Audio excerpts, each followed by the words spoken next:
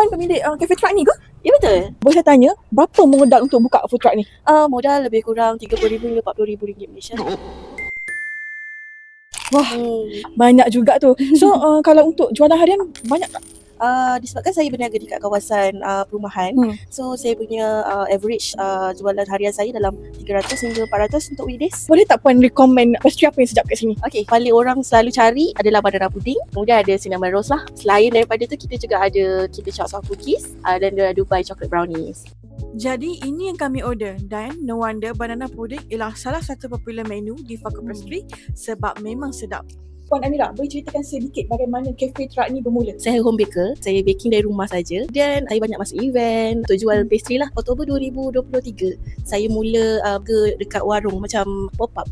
Masa tu dapat sambutan hangat. Kemudian berlaku sesuatu perkara yang tak diduga lah. Memang kami diterbangkan angin dan pastry-pastry saya semua menyembah bumi. Pas kejadian tersebut, kami berfikirlah mungkin perlukan satu platform yang untuk berniaga yang di mana kami boleh berniaga dengan selamat. Mulalah datang idea untuk beroperasi dari food trailer. Kita perlukan pembiayaan yang banyak lah.